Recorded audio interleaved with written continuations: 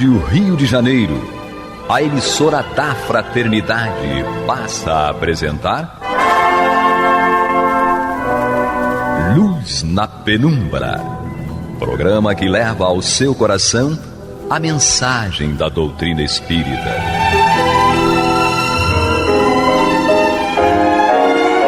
E agora, com vocês, Aloísio Guigino, Fátima Miranda e Eduardo Araújo, para o estudo da obra O que é o Espiritismo, de Allan Kardec. Olá, amigos da Rádio Rio de Janeiro, sejam todos muito bem-vindos.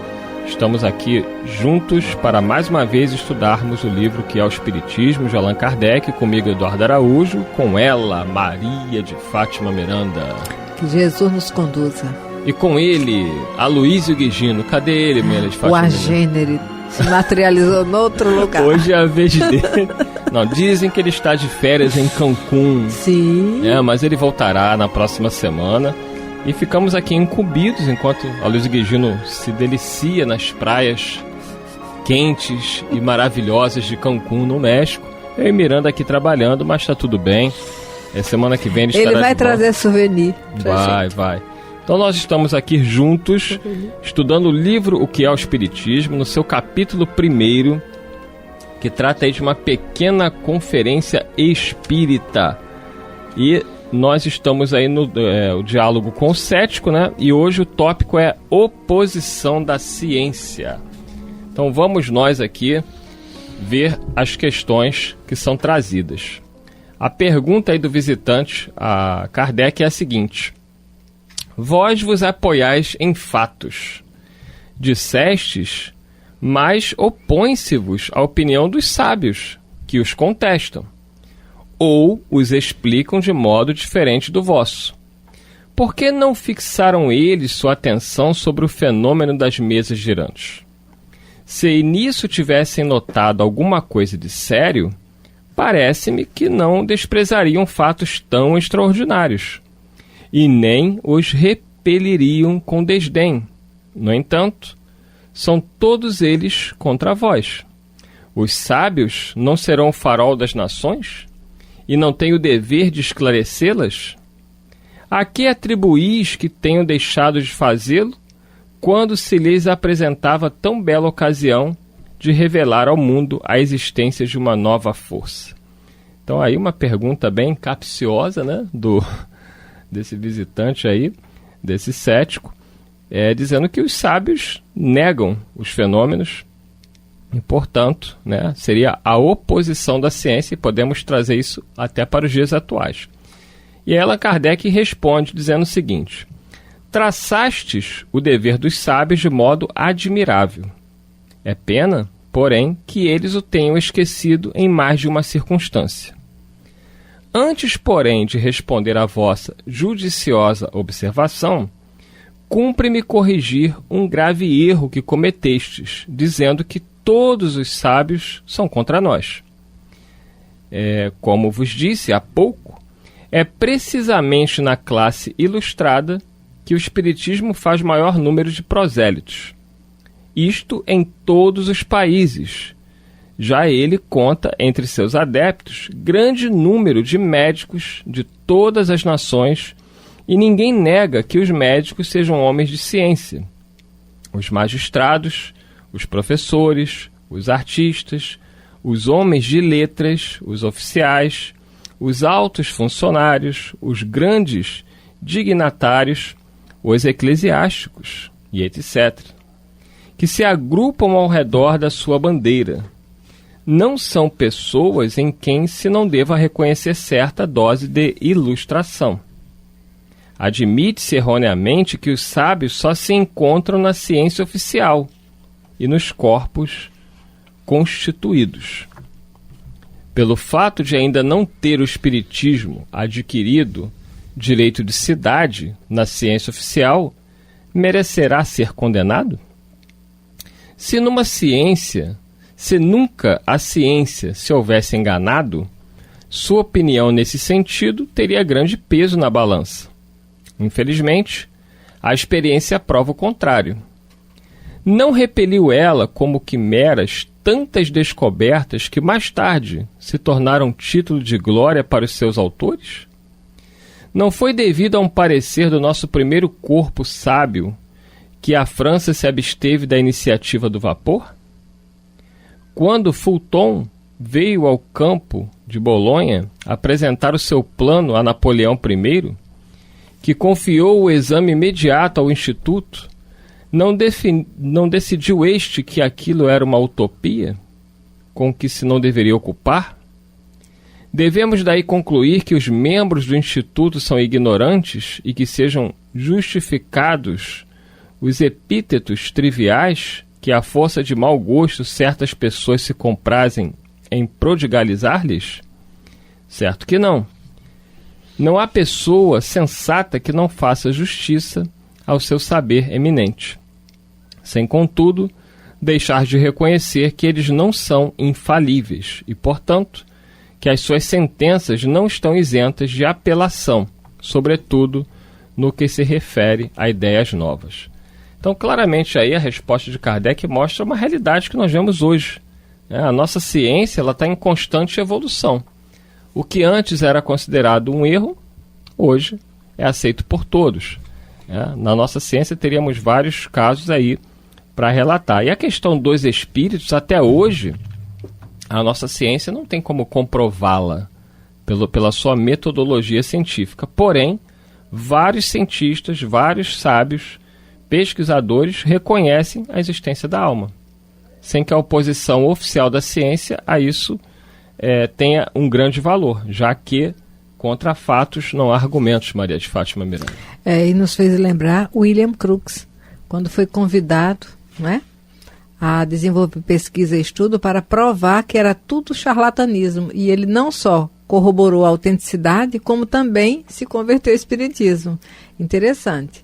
E o Pasteur, logo que ele, nas pesquisas, ele foi lá trabalhando aquelas criaturinhas microscópicas e falava, porque antigamente para tratar um paciente ou outro, saía da sujeira de um e passava para o outro. Era uma contaminação cruzada, que se considera hoje, não é? E aí, quando ele vai falar dessa situação dos cuidados da higiene da asepsia, todo mundo riu da cara dele, mas hoje todo mundo busca. E Kardec é interessante quando ele diz: se nunca a ciência se houvesse enganado, sua opinião nesse sentido teria grande peso na balança. Infelizmente, a experiência prova o contrário. Mas o que nós observamos quando Kardec elabora essa pergunta para ilustrar uma pergunta de um possível visitante, ele coloca baseado naquilo que era o cotidiano, que chegava até ele e ele ouvia. Então, quando se dirigiam a ele com esse tipo de consideração, desconsiderava que o próprio Kardec era um sábio. Exatamente. E vamos continuar aqui, porque o visitante não vai desistir do seu argumento, não. E ele diz o seguinte: admito perfeitamente que eles, né, os sábios, não sejam infalíveis, mas não é menos verdade que, em virtude do seu saber, sua opinião vale alguma coisa, e que, se ela estivesse do vosso lado, daria grande peso ao vosso sistema. E aí Kardec responde: concordai também que ninguém pode ser bom juiz naquilo que está fora da sua competência. Se quiserdes edificar uma casa, confiareis esse trabalho a um músico? Se estiverdes enfermo, como é que é aqui? Se estiverdes enfermo, far-vos-eis sangrar por um arquiteto? Certamente que não, né? Quando estáis a braços com um processo, ides consultar um dançarino? Finalmente, quando se trata de uma questão de teologia, alguém irá pedir a solução a um químico ou a um astrônomo? Não. Cada um tem sua especialidade. As ciências vulgares repousam sobre as propriedades da matéria, que se pode à vontade manipular. Os fenômenos que ela produz têm por agentes forças materiais. Então, esse aqui é um argumento excelente, porque assim, a ciência vulgar ela vai tratar dos fenômenos materiais, não tem como ela lidar com fenômenos que ela desconhece, no caso aí os fenômenos espirituais. Allan Kardec continua respondendo: os do espiritismo têm como agentes inteligências que têm independência, livre-arbítrio, e não estão sujeitas aos nossos caprichos. Por isso, eles escapam aos nossos processos de laboratório e aos nossos cálculos, e desde então ficam fora dos domínios da ciência propriamente dita. A ciência enganou-se quando quis experimentar os espíritos, como experimenta uma pilha voltaica. Foi mal sucedida como devia sê-lo, porque agiu visando uma analogia que não existe. E depois, sem ir mais longe, concluiu pela negação, juízo temerário que o tempo se encarregou de ir emendando diariamente, como já tem emendado outros, e aqueles que o preferiram, restará a vergonha do erro de se haverem levianamente pronunciado contra o poder infinito do Criador. As corporações sábias não podem, nem jamais poderão pronunciar-se nessa questão. Ela está tão fora dos limites do seu domínio como de decretar se Deus existe ou não. É, pois, um erro fazê-la juiz dela. Eu estava lembrando aqui, né, do nosso amigo, né, o médico, Dr. Paulo César Frutuoso, ele que é um grande divulgador dessa parte científica da doutrina, né, ele tem essa tarefa aí de mostrar como médico, né, e fala muito para a comunidade médica, da questão da atuação dos espíritos na saúde do corpo, né, na medicina dos espíritos. Ele tem um livro chamado A Face Oculta da Medicina, ele teve aqui na nossa rádio, no programa Analisando os Fatos, comentando sobre a realidade que ele viu, né, ele contou até um fato de um médico ateu, amigo dele, que foi chefe dele, estava com uma doença grave no coração, e ele falou, olha, você gostaria de passar por uma experiência de uma cirurgia espiritual? E o médico, mesmo sendo ateu, falou, tudo bem, se você está querendo, disse que pode ajudar. E o Dr. Paulo viu, né, o Dr. Frederic, né, materializado, operar o coração, né, deste médico, a ponto do Paulo, com as próprias mãos, a pedido do espírito, retirar a válvula mitral, que ficou nas mãos dele, e os espíritos substituíram essa válvula mitral por uma outra com ectoplasma. E depois o Dr. Paulo pegou esse tecido, né, da válvula mitral e mandou para fazer uma análise no laboratório, e foi constatado que realmente era tecido do coração. Então são provas incontestáveis, porém elas não são passíveis, e aí é que está a questão para a ciência, de você repetir isso em laboratório. Sim. Até porque os espíritos não estão aqui para substituir os médicos. Aquilo foi uma situação pontual, uma situação em que os espíritos consideraram que seria importante a demonstração do que eles podem fazer em relação à matéria.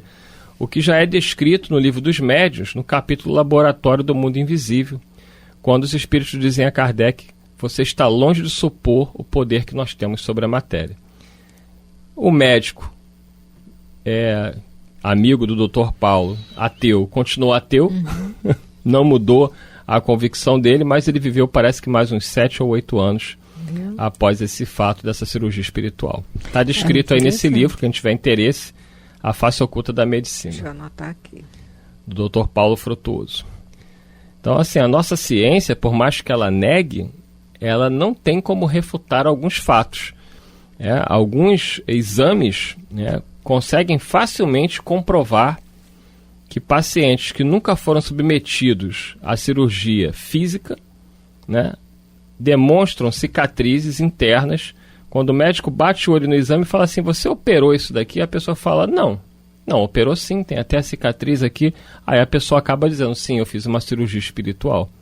Agora, daí o médico até acredita, porque o médico está vendo ali no exame. Ele não tem como dizer que aquilo é mentira. Está ali. A cirurgia foi feita e a pessoa nunca operou. Materialmente falando, nunca foi num hospital, nunca entrou no centro cirúrgico. Mas a cirurgia está feita ali, demonstrada pelo exame de imagem. E aí é quando a pessoa diz para o médico, olha, a única cirurgia que eu fiz foi espiritual. O médico fala assim, bem, se o médico é ateu, ele vai falar assim, não sei o que aconteceu, mas o fato é que está aqui, realmente a cirurgia existe. E alguns médicos acreditam que isso realmente seja possível. E a cada dia vai ficando mais comum, não é? A própria ciência já começa a observar, não entrou naquela de provar 2 mais 2, mas já abriu um leque para refletir essa realidade. Só não dá para exigir dos espíritos reproduzirem esses fatos, as situações, na hora que o cientista quer. É isso que é o problema, porque a nossa ciência, ela só vai validar um conhecimento quando eles conseguem reproduzir em laboratório o mesmo experimento em qualquer parte do mundo. Aí é ciência. Pois é. Como é que você vai fazer isso com No com mundo de regeneração vai ficar mais viável. O problema é a mudança da metodologia da ciência para determinadas situações, né? Não tem como você pegar algo que é espiritual e querer medir como se fosse algo material. Aí é que está o X da questão. Mas vamos lá. Você que está chegando agora, programa Luz na Penumbra, com o estudo aqui do livro Que é o Espiritismo. Estou aqui com eu, Eduardo Araújo, Maria de Fátima Miranda e o Aloysio Guigino lá nas praias de Cancún. Volta semana que vem, se Deus quiser, ele estará conosco. Quem está observando é o Luciano, daqui está dando para perceber. O Luciano deve estar pensando, onde é que eu fui me enfiar? Lugar de doido. Vamos nós aqui. Então a gente está aqui no capítulo 1º, oposição da ciência. Já estamos lá na metade já aí desse tópico aqui. Kardec ainda respondendo ao visitante. E aí ele diz: o espiritismo é uma questão de crença pessoal, que não pode depender do voto de uma assembleia, porque esse voto, embora lhe fosse favorável, não tem o poder de forçar convicções. Quando a opinião pública se tiver formado a respeito, os membros dessas corporações a aceitarão sob o poder dos fatos, que é o que eu estava falando, contra fatos não há argumentos. Se o médico pega um exame de imagem e vê ali uma cirurgia, e ela não foi feita materialmente, ele vai ter que reconhecer, por mais que ele não consiga explicar. Continua Kardec. Deixai passar essa geração, levando os prejuízos do seu obstinado amor próprio, e vereis que se há de dar com o espiritismo o mesmo que se deu com tantas outras verdades, tão combatidas e de que hoje seria ridículo duvidar. Hoje chamam loucos aos crentes, amanhã será a vez dos que não crerem. Foi o mesmo que se deu com os que acreditavam no movimento de rotação da Terra. Nem todos os sábios, porém, julgaram do mesmo modo. E notai que agora chamo sábios aos homens de estudo e saber, tenham ou não um título oficial. Muitos fizeram o seguinte raciocínio: não há efeito sem causa, e os efeitos mais vulgares podem conduzir-nos à solução dos mais difíceis problemas.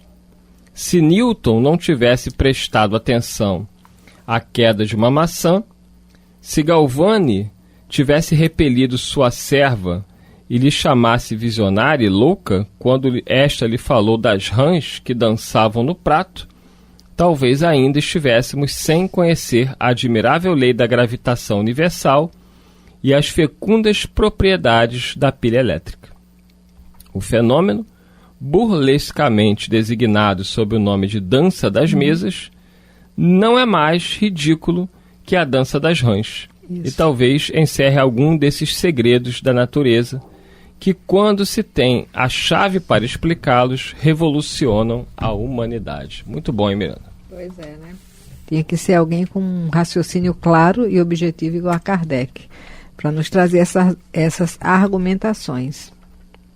Antes nós acreditávamos que a Terra, né, era o centro do universo, e a ciência assim o proclamava. Galileu sofreu por isso. Quando Galileu e Copérnico vieram dizer que não era bem assim, que a Terra é quem estava girando em torno do Sol, que o Sol não estava se movimentando como nós imaginávamos, mas a Terra que girava, aí ele quase foi para a fogueira, né? Teve que voltar atrás, teve que recuar, porque acreditava-se que...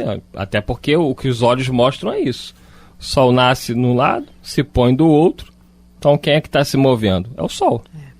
Mas na verdade é a Terra que está se movendo, e a nossa ciência da época não aceitou isso, e Galileu quase foi para a fogueira, teve que recuar. Kardec complementa aqui a resposta dizendo o seguinte: Eles disseram ainda: já que tanta gente se ocupa com eles, e homens notáveis fizeram deles o objeto de seu estudo, é preciso que alguma coisa de verdade se encontre em tais fenômenos. Uma ilusão, uma farsa, se o quiserem, não pode ter esse caráter de generalidade. Seria divertimento para certo círculo, para certa sociedade, mas não daria a volta ao mundo. Guardemo-nos, pois, de negar a possibilidade do que não compreendemos, com receio de receber mais cedo ou mais tarde o desmentido que desabonaria nossa perspicácia. Então, assim, guardemos essa frase aqui também, né? Que ele diz: guardemos, pois, de negar a possibilidade do que não compreendemos.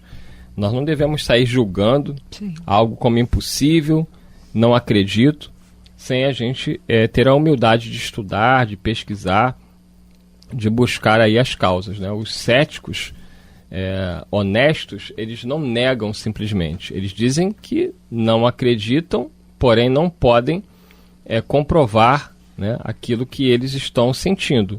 Mas você dizer, não, isso é impossível, por que é impossível? Você tem que realmente estudar e tentar compreender o fenômeno. Isso. Dizer que os espíritos não existem porque é impossível é simplesmente negar. E os fatos que demonstram o contrário? Quer dizer, são dois extremos que nós devemos evitar. Negar simplesmente, sem uma justificativa lógica, ou ter como verdade algo que não compreendemos. Não é? Eu lembro de um professor, ele era psiquiatra, ele era ateu, e a gente conversava muito sobre essa questão dos fenômenos espirituais, e ele sempre negava, dizia que isso era impossível.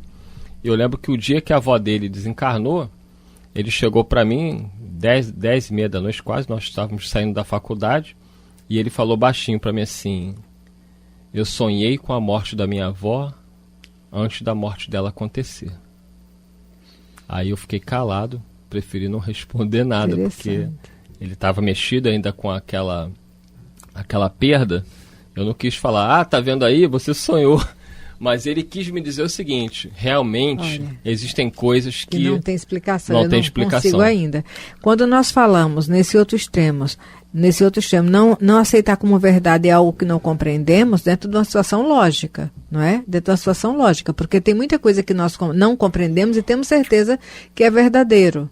Mas a nível de que não ter como verdade algo só porque alguém quer nos impor aquilo. Nós temos o dever de raciocinar. É uma oportunidade, é um direito nosso e é um dever perante nós mesmos. É um direito perante todos e um dever perante nós buscar cada vez compreender melhor aquilo que é do nosso interesse a nível de trazer resposta ao que o outro nos apresenta. É isso aí. E dito isto, chegamos ao final aí de mais um programa. Agradecendo aos nossos ouvintes, a nossa audiência, você que nos acompanha pelo seu radinho, você que está aí ouvindo o programa pelo YouTube. Gratidão. Semana que vem daremos continuidade, ainda falando sobre a oposição da ciência, e já com a presença do morenaço, Aloysio Guigino, direto das praias do México, de Cancún. Muita paz a todos. Até lá. Muita paz. Você está ouvindo pela Rádio Rio de Janeiro o programa Luz na Penumbra.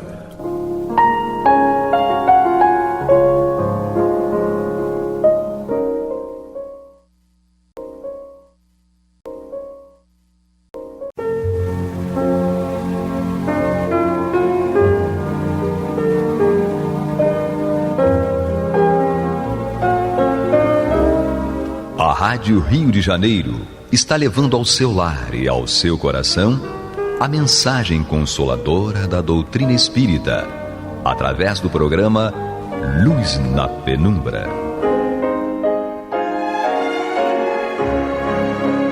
E agora com vocês, Bill Fabiano e Renato Souza, para comentar os textos da Revista Espírita de Allan Kardec no período de 1859 a 1869.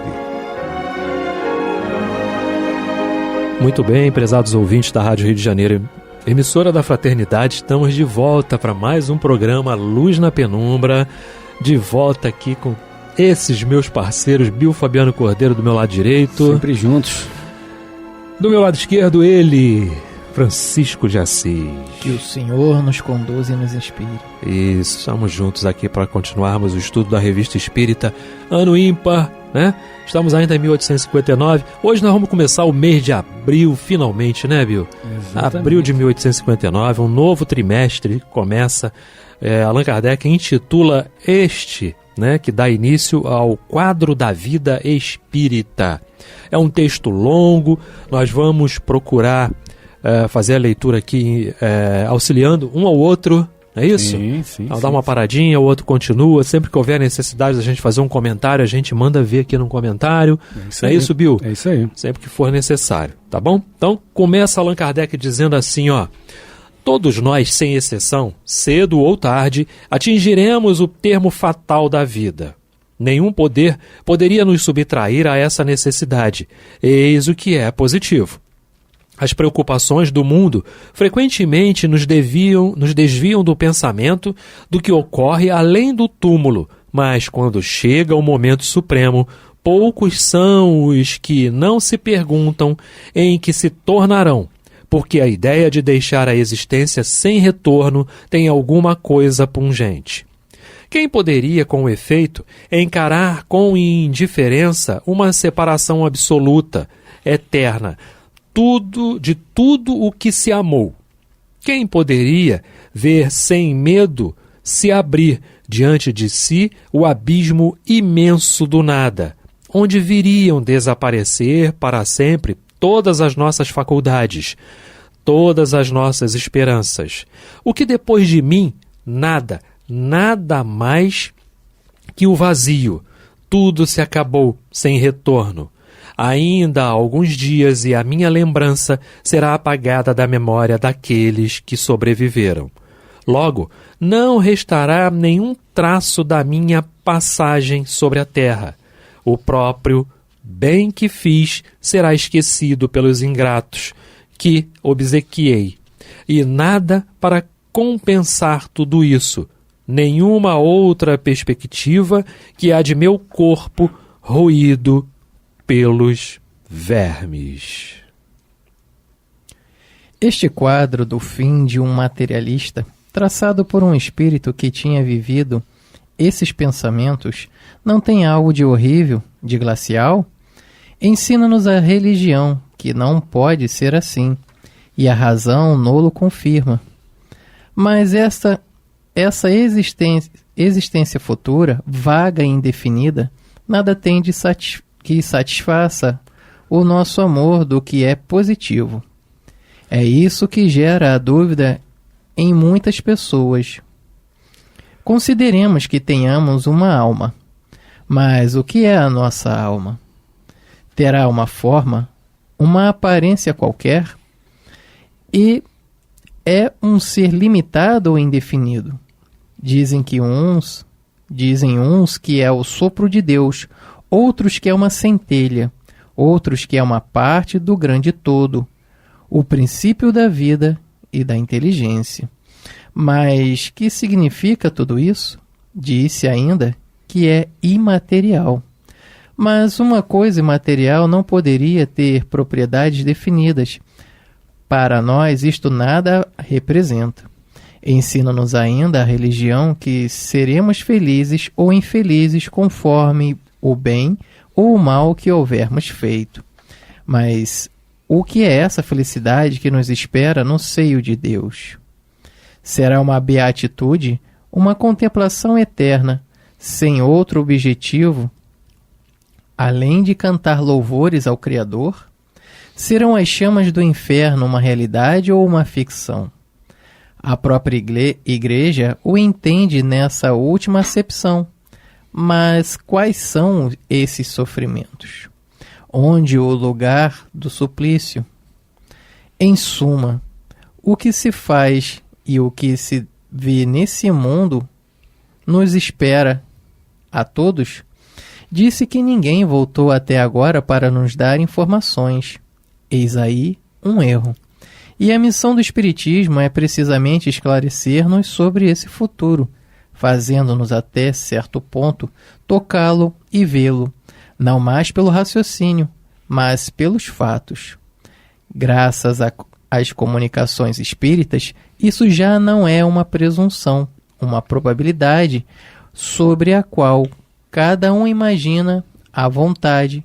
Os poetas embelezam com as suas ficções ou semeiam de imagens alegóricas e enganadoras. É a própria realidade que nos parece, pois são os próprios seres de além-túmulo que nos vêm descrever a sua situação e dizer-nos o que fazem, permitindo-nos, por assim dizer, assistir a todas as peripécias de sua nova vida e mostrando-nos desse modo a sorte inevitável que nos guarda, conforme os nossos méritos e deméritos. Haverá nisso algo de antirreligioso? Muito ao contrário, pois os incrédulos nele encontram a fé e os tíbios, uma renovação do fervor e da confiança. O Espírito é, pois, o mais poderoso auxiliar. O Espiritismo é, pois, o mais poderoso auxiliar da religião. Se existe, é porque Deus o permite, para reanimar nossas esperanças vacilantes e nos reconduzir à senda do bem, pela perspectiva do futuro que nos aguarda. E aí, interessante, vamos fazer uma pausa aqui, porque a gente precisa dizer o seguinte, aí eu lembro de novo da própria mensagem do Emmanuel, né? Lá de 1939, do livro intitulado Emmanuel, em que ele vem falar da responsabilidade do médium, né? O médium tem em suas mãos, né, o objetivo de trazer a boa nova da imortalidade. Sim. Não é? Olha a tarefa do espiritismo, né? De trazer todas essas informações, de trazer tudo isso. É a comprovação. Então Kardec reserva aqui nesse capítulo, no preâmbulo desse capítulo, justamente toda uma diretriz, todo um direcionamento, toda uma condição para que a gente possa confiar, né, de que realmente é isso. E é isso que o Cristo sempre nos alertava, sempre nos falava, a medida e a necessidade que as pessoas poderiam compreender naquela época, né, Bill? Hoje a gente tem a compreensão da doutrina. Exato. Não é isso? Exato. Em que em um programa passado falamos de todo o Pentateuco, de todas as obras auxiliares, até falei aqui, Renato, né? Falei aqui da questão de uma obra complementar ou suplementar, etc e tal, mas não, toda a obra, ela inclui toda a informação que a gente precisa. Não é isso? Sim. Há quem diga, sim, que tem algumas coisas ainda, ficaram algumas coisas por serem ditas, não é? Mas tudo a seu tempo e sua hora. Não é verdade? Perfeito. Os próprios espíritos dizem em algumas perguntas do próprio Allan Kardec no Livro dos Espíritos que, até aqui eu só posso responder até aqui. Daqui para frente eu ainda não posso.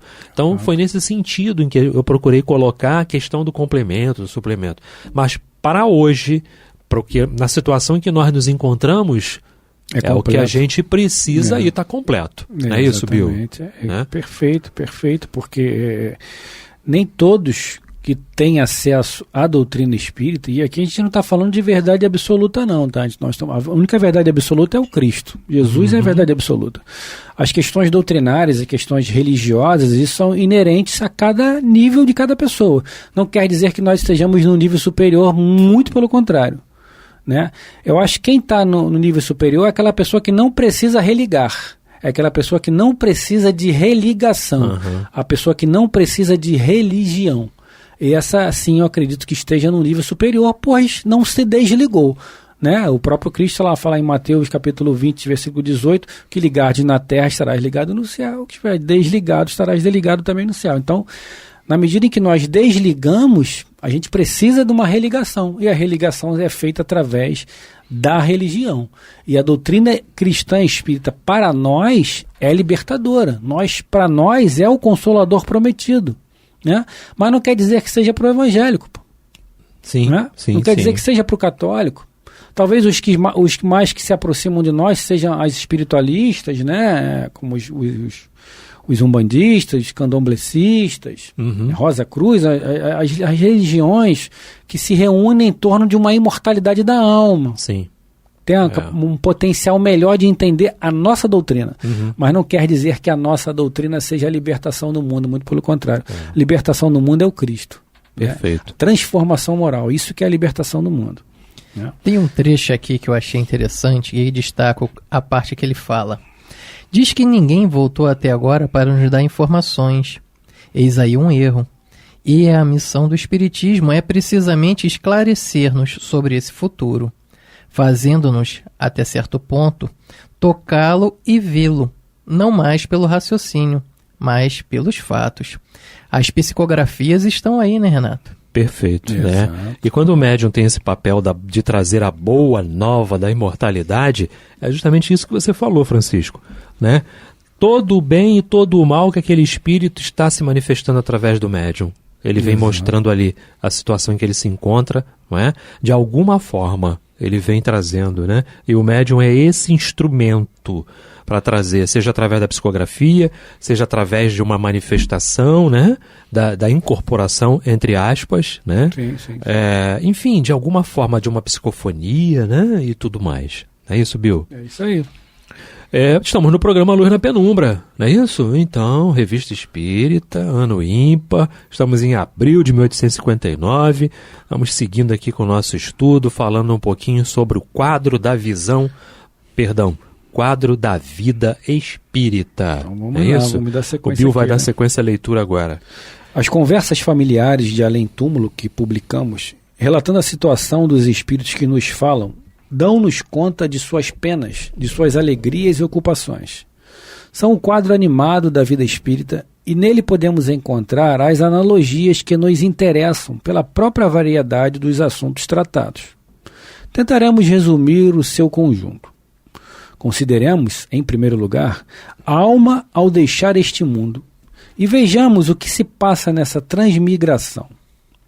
Extinguindo-se as forças vitais, o espírito se desprende do corpo no momento em que cessa a vida orgânica. Mas a separação não é brusca ou instantânea, por vezes começando antes da cessação completa da vida. E é interessante isso, falar isso aqui, que há relatos, né, agora eu não lembro a obra, né, realmente foi há muito tempo que eu li essa obra, não sei se vocês já passaram por essa obra e vão lembrar, em que o espírito era muito agarrado à matéria, muito agarrado realmente, e ele tinha uma doença, só que o apego dele era tão grande que os espíritos encarregados do desencarne aproximaram-se dele para começar o desligamento 3 anos antes do momento em que seria o desencarne dele. Tamanho era o processo de demora que iria acontecer naquilo ali. Então, 3 anos antes, eles começaram o desligamento do espírito. Né? Então, o grau de dificuldade para cada um. Por isso é que eu digo, né? O trabalho que dá para reencarnar, né? E o trabalho que dá para morrer. Sim, morrer é fácil. Para morrer. Morrer é né? fácil. Para morrer, tá? Porque desencarnar não é para qualquer um, não. Né? Desencarnar depende de uma série de fatores. Nós, infelizmente, muitos vão morrer e vão desencarnar com a ajuda de outros espíritos, né? Com a ajuda de toda essa equipe que, graças a Deus, nós temos para poder nos auxiliar. Talvez esteja esse caso no Obreiros da Vida Eterna, talvez esteja narrado por André Luiz ou por alguma outra obra que fale dessas situações. Eu não lembro, né, realmente qual foi, mas eu lembro bem desse detalhe que me deixou bem paralisado. Obreiros da Vida Eterna é um bom exemplo para que a gente possa trazer, né, e as pessoas poderem recorrer, nossos ouvintes poderem recorrer e ter ideia das questões que se ligam ao desencarne. Tá? É super importante. Vamos lá. Nem sempre é completa no instante da morte, né? O desenlace ali. Já sabemos que entre o espírito e o corpo há um laço semimaterial que constitui o primeiro envoltório. É esse laço que não se quebra subitamente e, enquanto perdura, fica o espírito num estado de perturbação comparável ao que acompanha o despertar. Ele está falando aqui do perispírito, né? Muitas vezes duvida de sua morte, sente que existe, vê-se e não compreende que possa viver sem o corpo, do qual se percebe separado. Os laços que ainda o prendem à matéria o tornam acessível a certas sensações que toma como sensações físicas. Não é senão quando se acha completamente livre que o espírito se reconhece. Até então, não percebe a sua situação. Como já o dissemos em outras ocasiões, a duração desse estado de perturbação é muito variável. Pode ser de algumas horas, como de vários meses, mas é raro que ao cabo de alguns dias o espírito não se reconheça mais ou menos bem. Entretanto, como tudo lhe é estranho e desconhecido, falta-lhe certo tempo para familiarizar-se com a sua nova maneira de perceber as coisas. E algum comentário aí? Imagina, né, Bill e Francisco, como é difícil passar por isso. E há quem diga que os que vão dar mais trabalho são justamente os espíritas. Por isso é que nós estamos na doutrina. Exatamente. Por isso que nós estamos aqui diante de Ananias. Sim, né? sim. Para que possamos... tirar a cegueira do olho. Isso, né? Desvendar, né? Nos tirar dessa escuridão. Sim. Nos tirar dessas trevas, não é isso? De tudo que torna, né, a nossa visão obstruída, né? Escura, não é? Tire o nosso foco, né? Tire a luz. Imagina, para aquele espírito que já tem um certo adiantamento, né? Passa ainda por alguma situação, uns menos tempo, outros mais. Imagina para aqueles, né, que vão realmente nesse momento desprender, né, de tantas situações, tantos pensamentos, mas o bombardeio de pensamentos que vem, né, de saudades. A gente vê André Luiz, né, lembrando de família, de filhos, lembrando de tudo. Meu Deus do céu, nossa, complicado. Lembrar de Deus nesse momento, Francisco, é algo desafiador. No livro O Céu e o Inferno, temos na segunda parte os exemplos. Mas antes disso vai ser relatado a respeito do que o espírito passa no seu desencarne por uma perturbação. E essa perturbação se dá por tempo indeterminado. O que lhe compete ao espírito, né, devido à sua compreensão, à sua moral, esse período. Mas lembramos também de Bezerra, que ele fala, né, muitos morrem, poucos são aqueles que desencarnam, né? Então, o ato de deixar a vida material, no plano físico, no corpo físico, é um ato natural. Mas desencarnar, desapegar-se, isso só com o tempo mesmo, né? A educação para uma vida maior. Olha, Bill, eu não me recordo se já falamos sobre isso aqui, mas eu acredito que sim. No estudo dos primeiros meses da Revista Espírita, não é? Eu acho que eu já trouxe esse relato aqui. E são experiências que a gente precisa contar porque aconteceram, né? E ninguém melhor para contar do que a própria pessoa. Né? A própria pessoa, tá?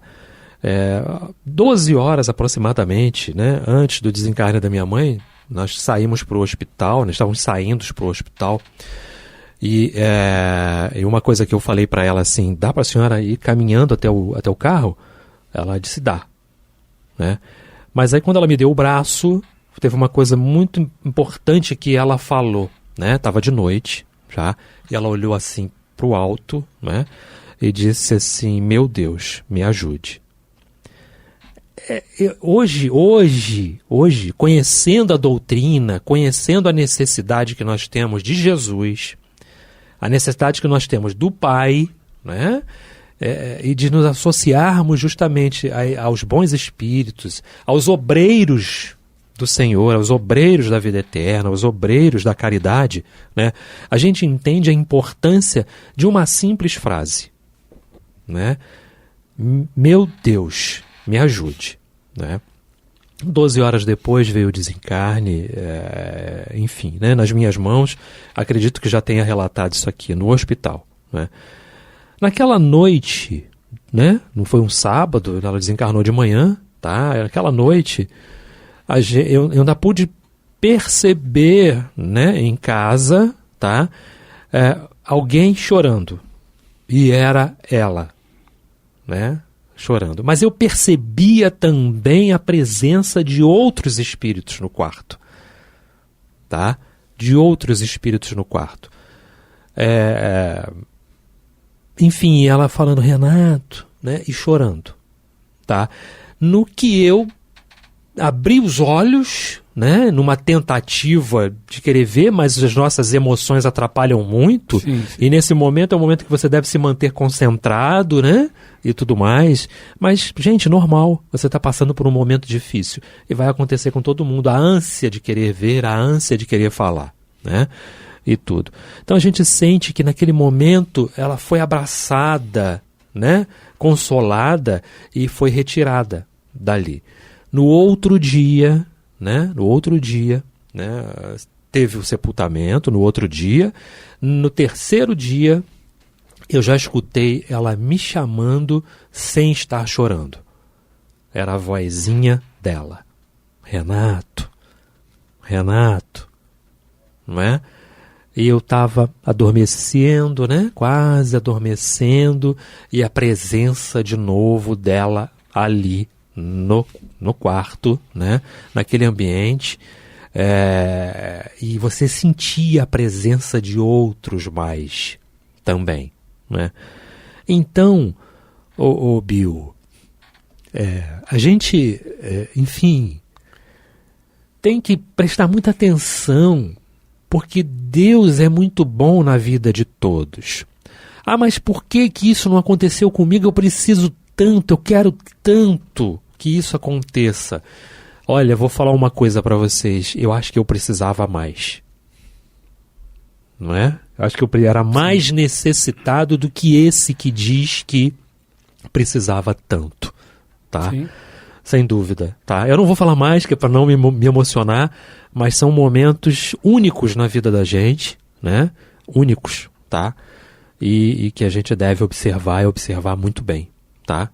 A possibilidade que Deus deu de alguém voltar e dizer, olha, eu tô aqui, tá?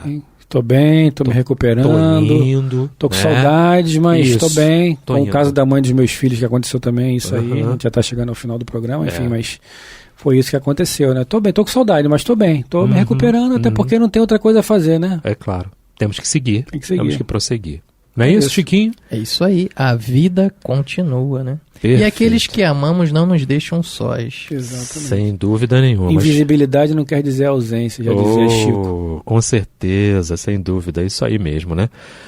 Estamos chegando ao final do programa, não é isso? Mais uma vez, agradecemos a presença de todos aqui. Bill Fabiano. Beijo no coração de todos. Francisco de Assis. Muita paz e luz. Até o próximo programa.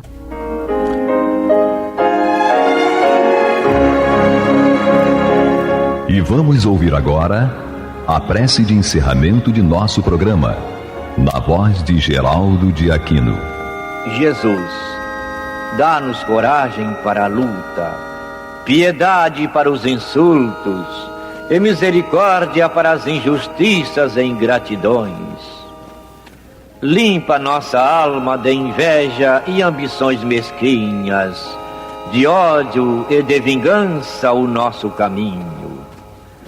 E que dentro em pouco, ao recolher-nos de novo ao calor do nosso leito, para que o sono nos dê a paz e o esquecimento das tristezas humanas, possamos sentir, Senhor, no mais íntimo de nosso ser, a doçura indefinível do Teu amor e a grandeza incomparável da Tua divina presença.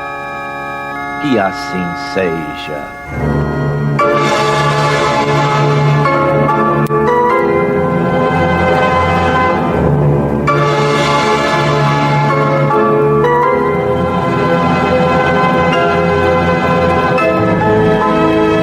Acabamos de apresentar o programa Luz na Penumbra, que voltará a ser apresentado na próxima segunda-feira, às 21 horas, nesta emissora.